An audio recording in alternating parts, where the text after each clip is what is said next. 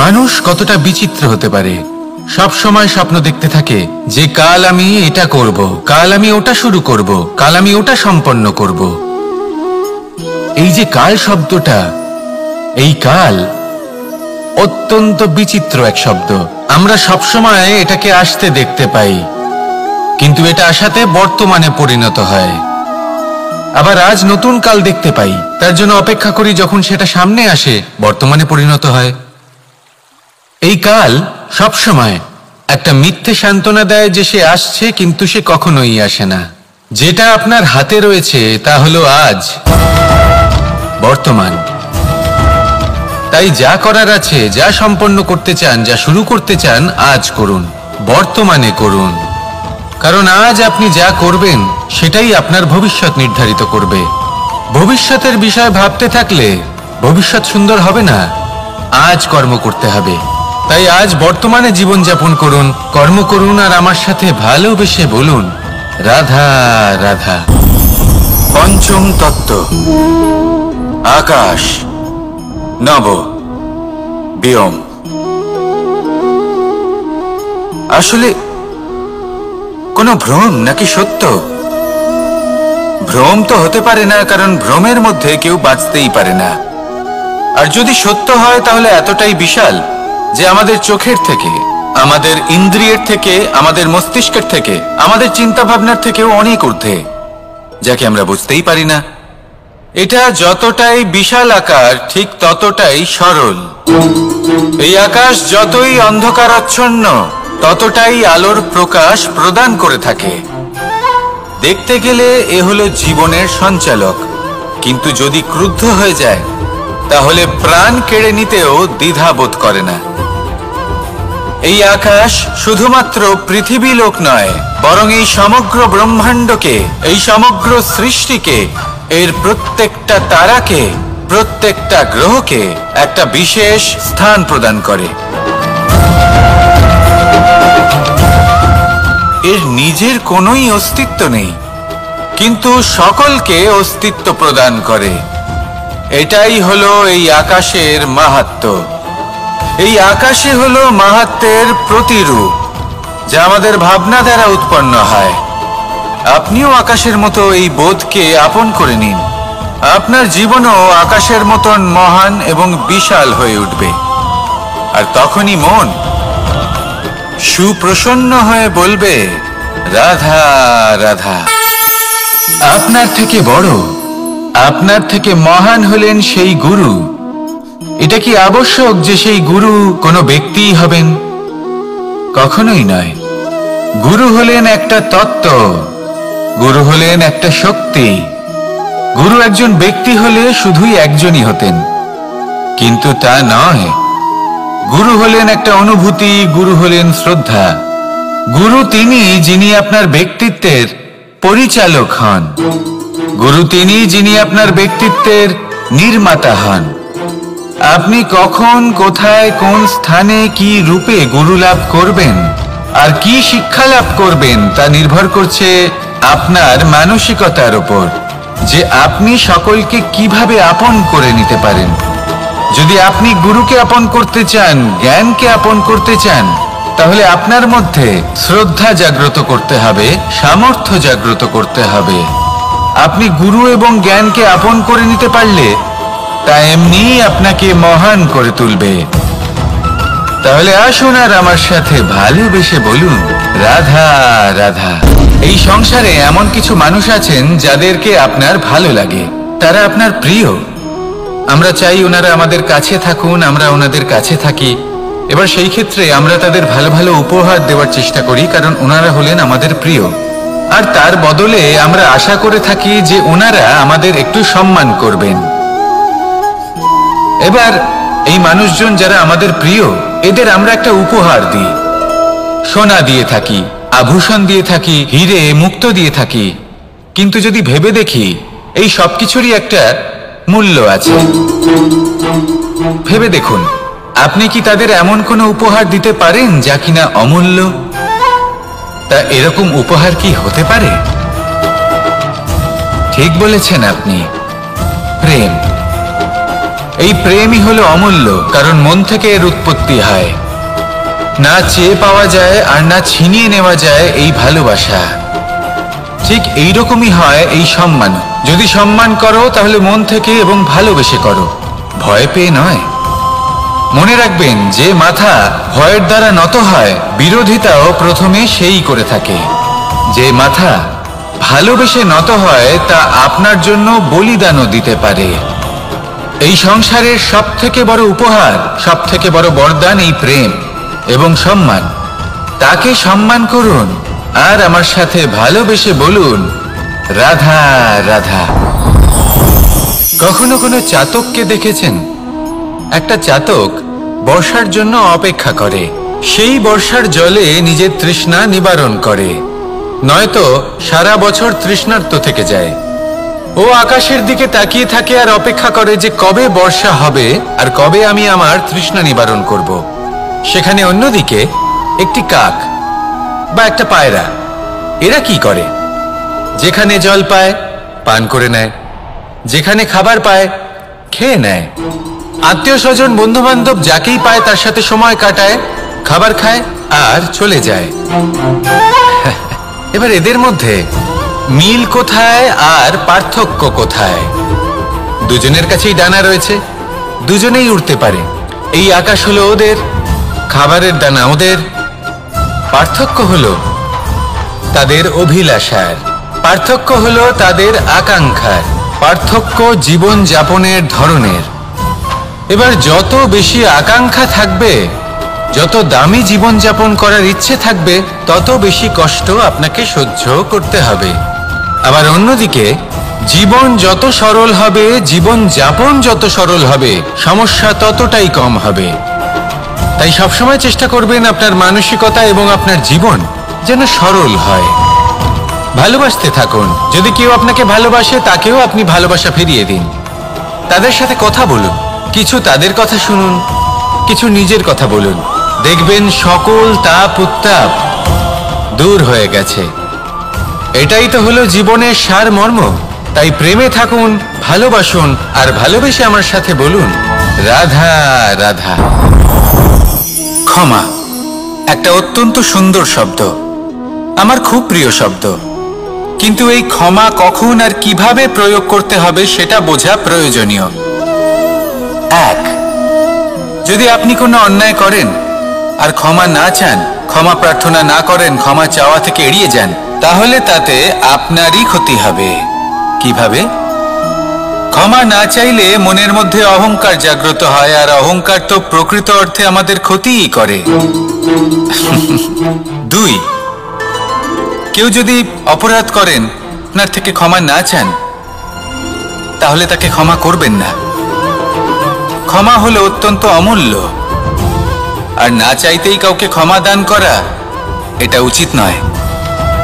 তিন, যদি কেউ আপনার সাথে অনুচিত কিছু করেন, অপরাধ করেন, আর আপনার থেকে ক্ষমা চান, তাহলে তাকে ক্ষমা করে দিন। তাতে আপনার অন্তরের করুণাবোধ জাগ্রত হবে, প্রেম জাগ্রত হবে, আর তা আপনার জন্য শুভ হবে।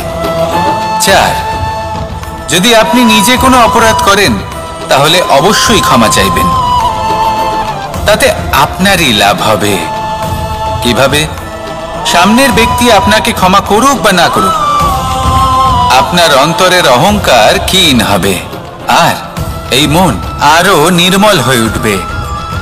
এই ক্ষমা অত্যন্ত অমূল্য, ভেবেচিন্তে একে ব্যবহার করুন, আর আমার সাথে ভালোবেসে বলুন, রাধা রাধা। একবার একজন গুরু তার শিষ্যদের পরীক্ষা নিচ্ছিলেন। উনি ওনার প্রত্যেক শিষ্যকে একটি করে পাখি দিয়ে বললেন সেই পাখির বলি দিতে হবে, কিন্তু এমন এক স্থানে যেখানে কেউ তাদের দেখতে পাচ্ছে না। প্রত্যেক শিষ্য নিজের যাত্রা শুরু করলো। কেউ ঘন বনে প্রবেশ করলো, কেউ অন্ধকার গুহায় প্রবেশ করলো, কেউ দূরে কোনো পর্বতের শিখরে পৌঁছে গেল। যে মুহূর্তে দেখলো তাদের কেউ দেখতে পাচ্ছে না, তারা সেই বলি দিতে চেষ্টা করলো।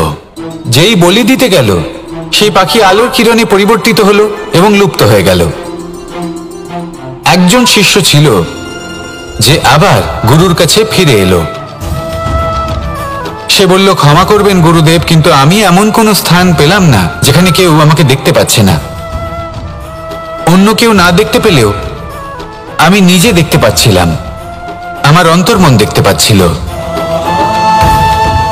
সেই শিষ্য বুঝতে পেরেছিল যে পরমাত্মার দৃষ্টি সবসময় তাকে দেখতে পাচ্ছে, আর ও কখনো অনুচিত কর্ম করতে পারবে না। আর শুধুমাত্র এই কারণে সেই শিষ্যই সেই পরীক্ষায় উত্তীর্ণ হল। আসুন আর আমার সাথে ভালোবেসে বলুন, রাধা রাধা। আমরা সবাই ফল খাই, কিন্তু আমাদের সেই ফলই প্রিয় হয় যে পরিপক্ক হয়ে ওঠে, যেটা নম্র হয়, আর যে ফল অনেক বেশি মিষ্টি আর সুস্বাদু হয়ে থাকে, যাদের রঙে বাহার দেখা যায়। সেইভাবে জীবনে আমরা নানান মানুষের সাথে পরিচিত হই, কিন্তু সেই মানুষই আমাদের মন ছুঁয়ে যায় যারা বিনম্র স্বভাবের, যাদের বাণী খুব মধুর, যাদের অন্তরে আত্মবিশ্বাসের একটা তেজ, একটা রং দেখা যায়। এবার এমন ব্যক্তি আমরা কি করে হব? ঠিক সেইভাবেই যেমন একটা ফল রোদ, বর্ষা, শীত, বায়ু এই সকল সংকটময় পরিস্থিতির সম্মুখীন হয়ে পরিপক্ক হয়ে ওঠে, সেইভাবেই মানুষ সংকটময় পরিস্থিতির সম্মুখীন হয়ে পরিপক্ক হয়ে ওঠেন। যদি এই সংকটের সম্মুখীন হন তাহলে অভিজ্ঞ হবেন, আর এই অভিজ্ঞতাই শিক্ষা দিয়ে যাবে। এই অভিজ্ঞতা আমাদের শিখিয়ে দেয় যে আমাদের বিনম্র থাকতে হবে। অহংকার করে কোনো লাভ নেই। মধুর বাণীর যে কি মূল্য তা আমরা শিখতে পারি। এই অভিজ্ঞতাই আমাদের বুঝিয়ে দেয় যে উচিত অনুচিত কোনটা, আমাদের দৃষ্টিভঙ্গি তৈরি করে, আর এই দৃষ্টিভঙ্গি দ্বারা আত্মবিশ্বাস জাগ্রত হয়। সেই জন্য জীবনে কখনো বিপদ থেকে দূরে পালাবেন না, সেগুলোর সম্মুখীন হন, অভিজ্ঞতা লাভ করুন, তার থেকে শিক্ষা লাভ করুন, এইভাবেই পরিপক্ক হবেন। আসুন আমার সাথে ভালোবেসে বলুন, রাধা রাধা। মানুষ বর্তমানে নিজের জীবন অতিবাহিত করেন, কিন্তু তার জীবনে অতীতকাল এবং ভবিষ্যৎকাল এই দুটোরই সমান গুরুত্ব রয়েছে। অতীতকাল অতিবাহিত হয়ে গেছে এবং সেটা জীবিত থাকে আমাদের স্মৃতি হিসেবে, এবং ভবিষ্যৎ হলো সেটাই যেটা আমরা শুধুমাত্র কল্পনাই করতে পারি।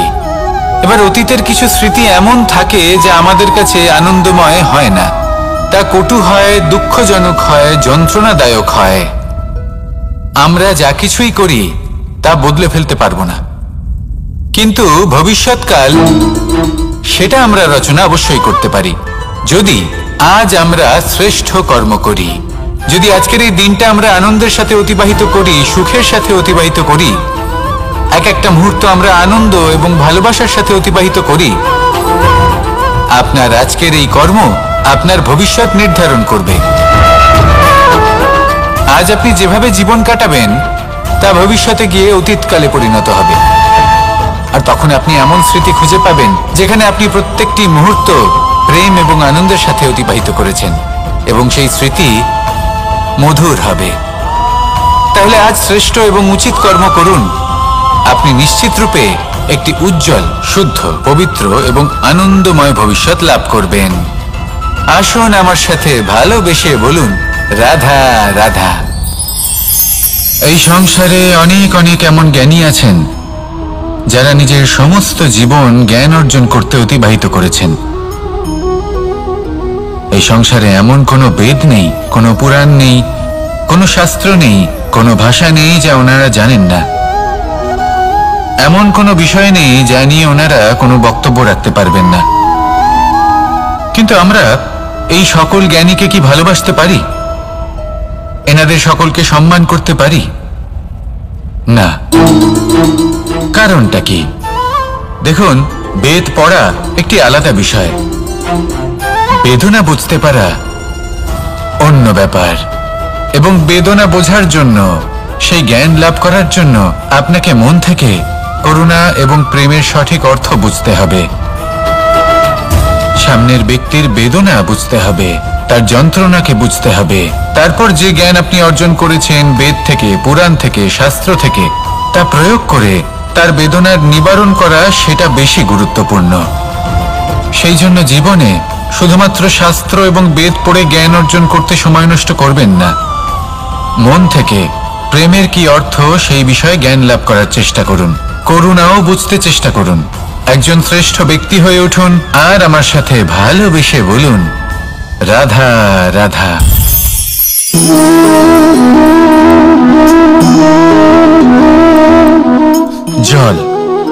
এই সংসারের সমস্ত প্রধান তত্ত্বের মধ্যে একটি। এই জল যে কোনো জ্বালা দূর করে, আগুনকে নিভিয়ে দেওয়ার ক্ষমতা রাখে, অবিরল অবিচল ভাবে প্রবাহিত হতে পারে, একে কেউ বাধা দিতে পারে না। এর পথে বাধা সৃষ্টি করলে নিজের পথ নিজেই খুঁজে নেবে বা সে নিজেই নিজের পথ বানিয়ে নেবে, কিন্তু কখনো থামবে না। এই জল হলো মহান, আর এর একটা মহান গুণ আছে, এর নিজস্ব কোনো রং নেই, কিন্তু যখন মেঘ থেকে বৃষ্টিরূপে পৃথিবীতে ঝরে পড়ে তখন সমস্ত সংসারকে রঙিন করে তোলে। যেখানে খরা হয়েছে সেখানে শ্যামল করে তোলে, যে স্থান শ্যামল সেখানে ভিন্ন ভিন্ন প্রকারের পুষ্প ফুটিয়ে তোলে। এই জল, এই জলের মতন আমাদের হতে হবে। ওর যেমন কোনো রং নেই, আমাদেরও যেন কোনো অহংকার না থাকে। শুধু কর্মের এই ধারাতে বইতে থাকুন, এই সংসারের মঙ্গল করতে থাকুন, শ্রেষ্ঠ কর্ম করতে থাকুন। এই সংসারকে এটা বলার কোনো প্রয়োজন নেই যে আপনি কে। আপনি যদি কর্ম করতে থাকেন তাহলে এই সংসার নিজে থেকেই আপনার মূল্য জানতে পারবে, আর তখন এই মন প্রসন্ন হয়ে বলবে, রাধা রাধা।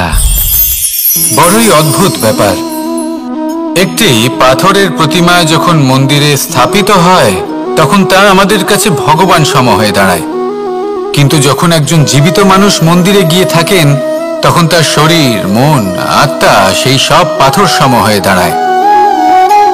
কিন্তু এমনটা আমি ঠিক কেন বললাম ভেবে দেখুন।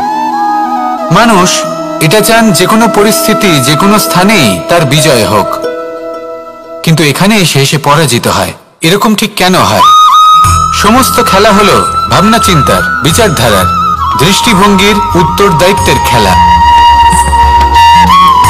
পাষাণের এই প্রতিমা, তার একটি উত্তরদায়িত্ব আছে, আশা ধরে রাখার দায়িত্ব।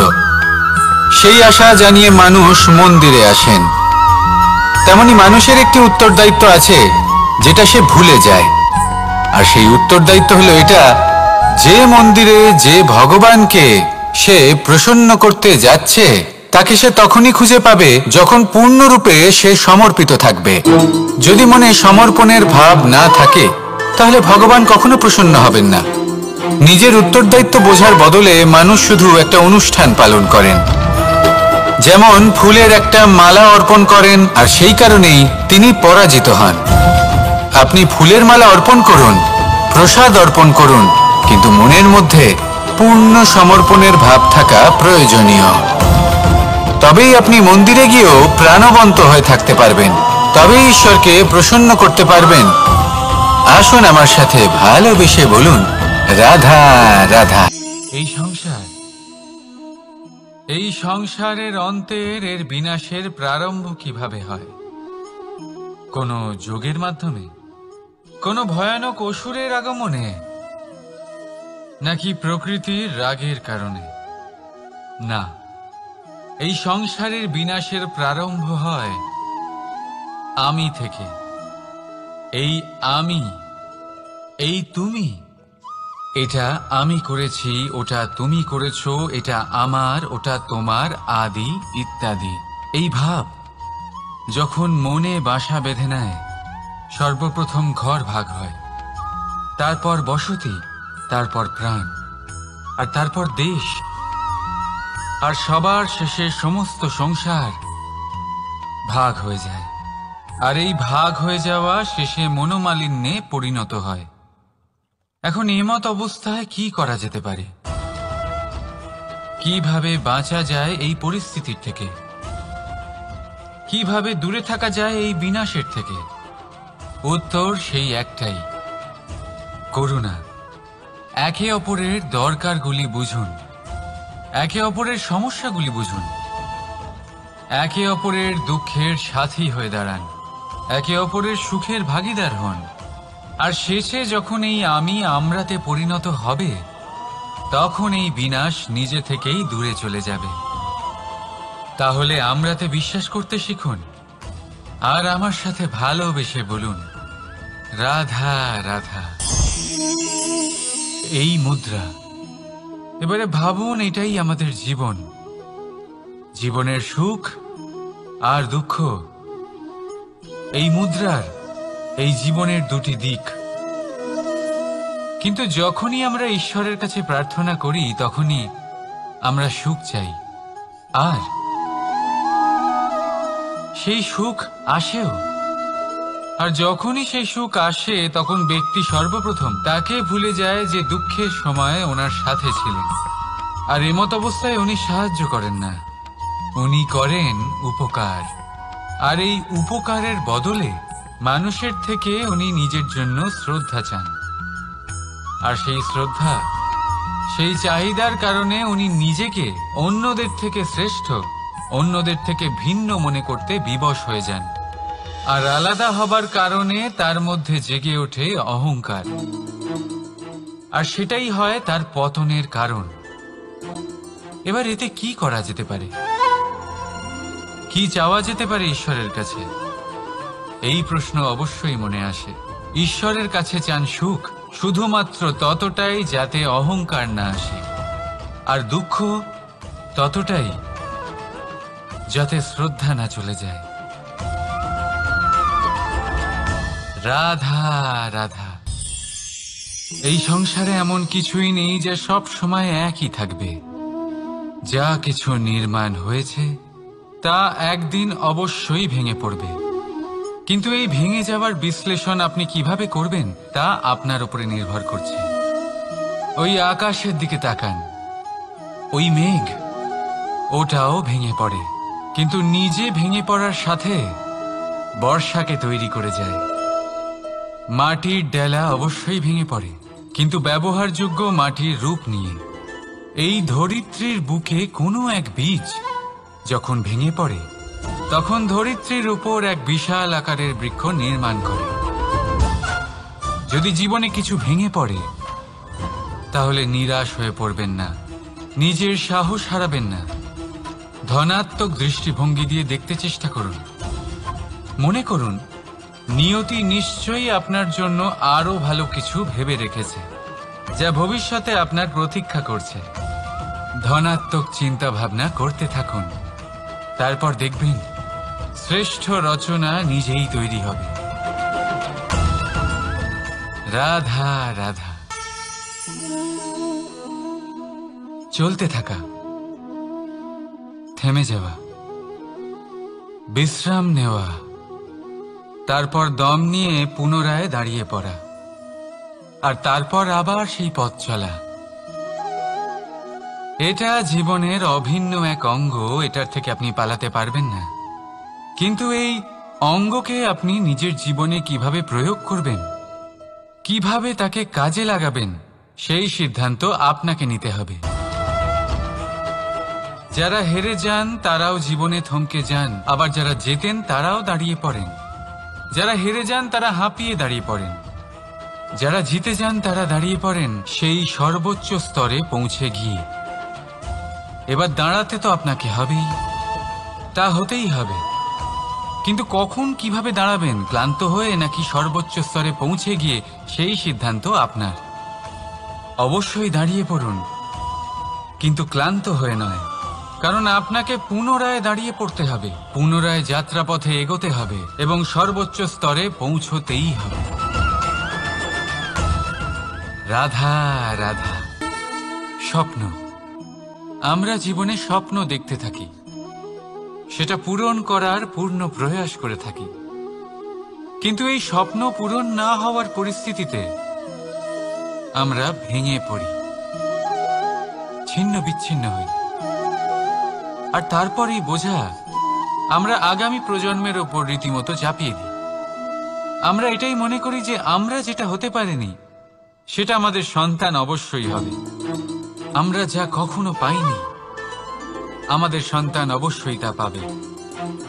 এটা যে অনুচিত সেটা আমরা ভাবি না, কিন্তু এটা ভুল, আর এই ভুল আমরা সকলেই করে থাকি।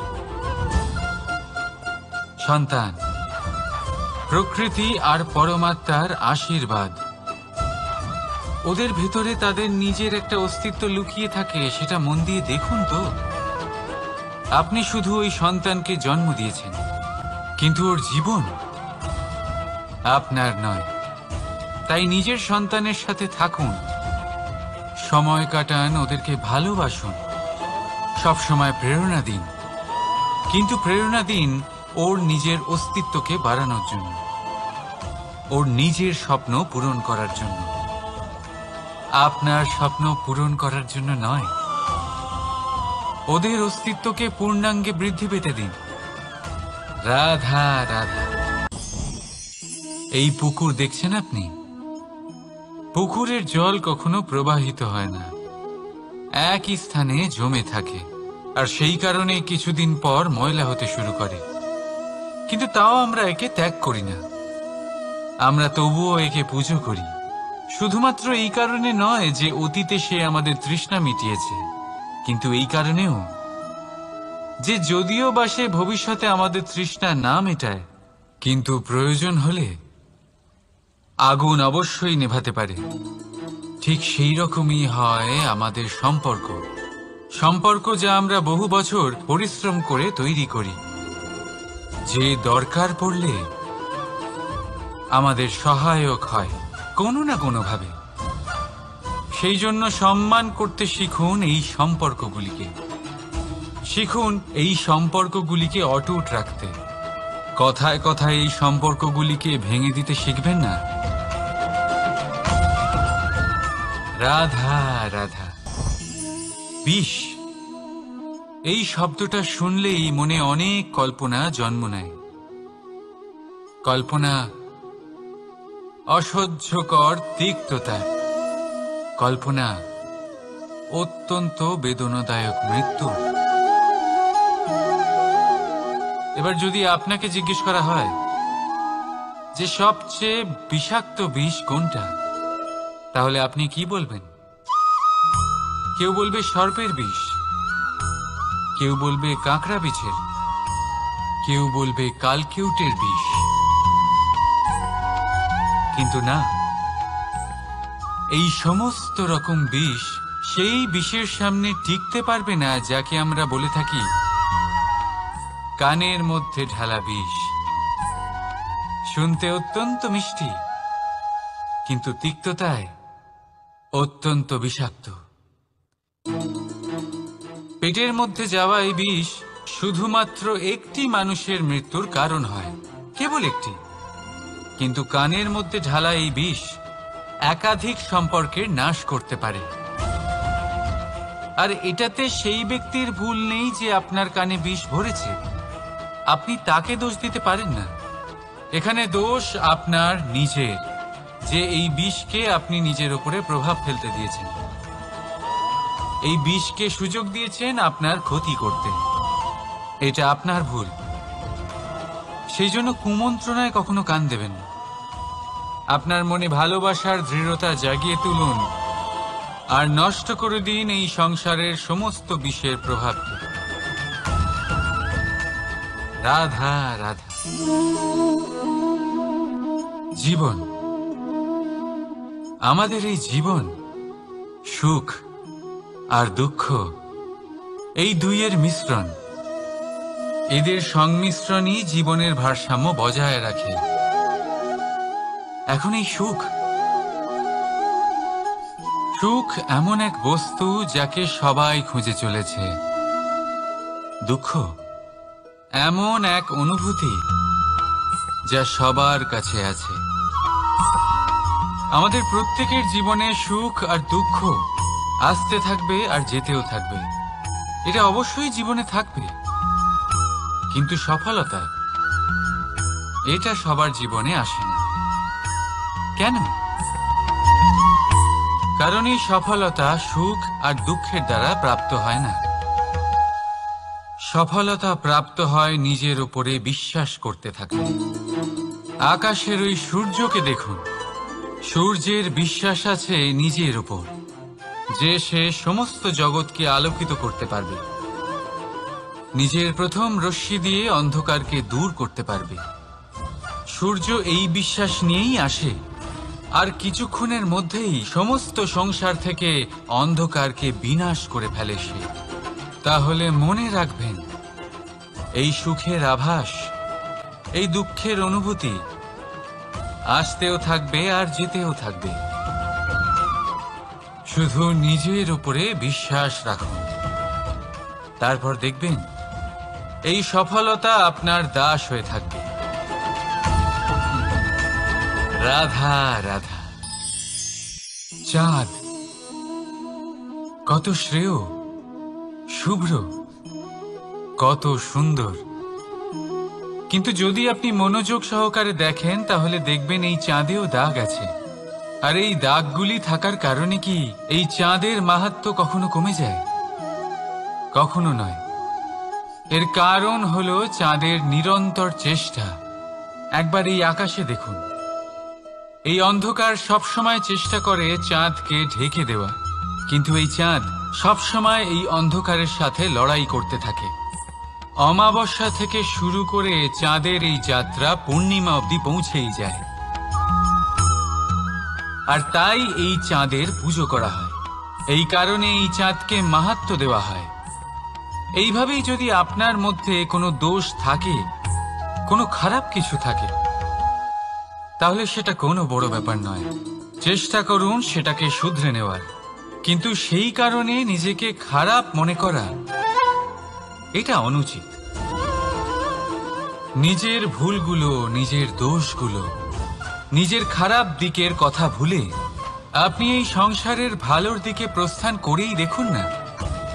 আপনি দেখবেন আপনার অন্তরের তেজ ঠিকরে বেরোচ্ছে। রাধা রাধা।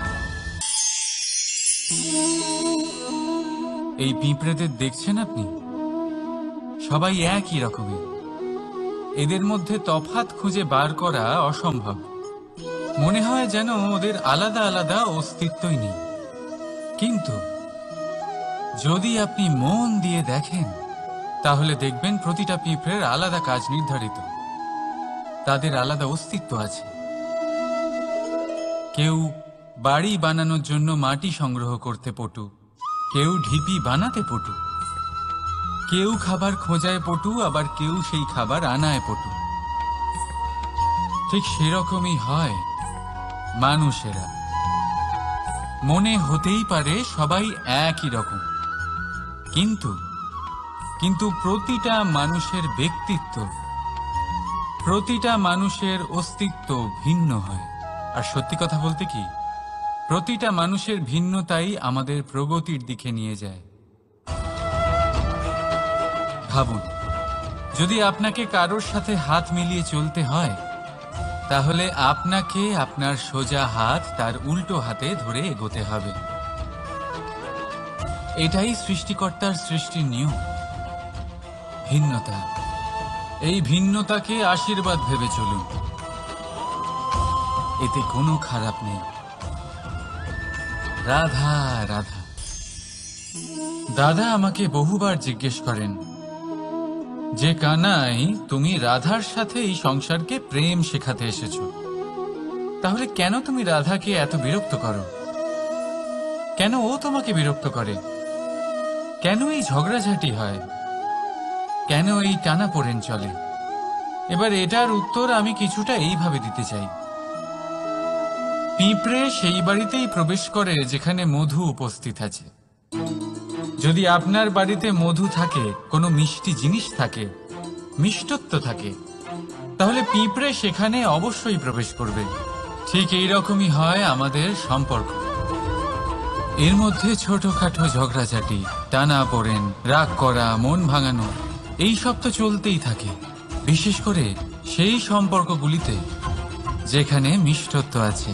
মনে রাখবেন, যেই সম্পর্কে কোনো খুনসুটি নেই, রাগ করা, মান ভাঙানো নেই, কোনো ছোটখাটো ঝগড়াঝাটি নেই, সেই সম্পর্ক শুধুমাত্র মস্তিষ্ক দিয়ে পালন করা হচ্ছে, মন থেকে নয়। তাই মন থেকে ভালোবাসতে শিখুন। আর এই ছোটখাটো ঝগড়াঝাটির, এই অম্ল মধুর খুনসুটির আনন্দ উপভোগ করুন, কারণ এতেও ভালোবাসা আছে। রাধা রাধা। এই পুস্তক বড়ই কাজের জিনিস। কাহিনী হোক, কবিতা হোক, স্মৃতি হোক, এতে যাই লিখে দেবেন তা ভবিষ্যতের পুঁজি হয়ে যাবে। কিন্তু যদি কখনো এমন হয় যে এই পুস্তক ময়লা হয়ে যায়, বা যদি কোনো পাতায় আপনি ভুল করে কালি ফেলে দেন, বা কোনো বাক্য লিখতে গিয়ে আপনি ভুল করে ফেলেন, তাহলে আপনি কি করেন? সেই পুস্তক কি আপনি তুলে ফেলে দেন? না, তাই তো? শুধু একটা পাতা ছিঁড়ে ফেলেন, যাতে সেই পুস্তক সঠিক থাকে, সুন্দর হয়ে ওঠে। এই পুস্তকের মতোই হয় আমাদের সম্পর্ক। তার সেই এক পাতা, একটা ভুল। তাই যে কোনো সম্পর্কে যদি কারোর কোনো ভুল হয়ে গিয়ে থাকে, তাহলে সেই ভুলকে সম্পর্ক থেকে দূরে করা সঠিক হবে। সেই ভুলকে ভুলে যাওয়াই সঠিক হবে। সেই সম্পর্ক ভাঙা নয়, সেই সম্পর্ক সামলে রাখুন। কারণ ভুল তো সবার দ্বারা হয়। যদি এরকম করেন, তবেই জীবনরূপী পুস্তক আরো সুন্দর হয়ে উঠবে। একে অপরকে ক্ষমা করতে শিখুন, একে অপরের ভুলকে ভুলে যেতে শিখুন। তারপর দেখবেন এই জীবনে আরো আনন্দ আসবে, আর এই সম্পর্ক নিঃশ্বাস নিতে থাকবে। রাধা রাধা।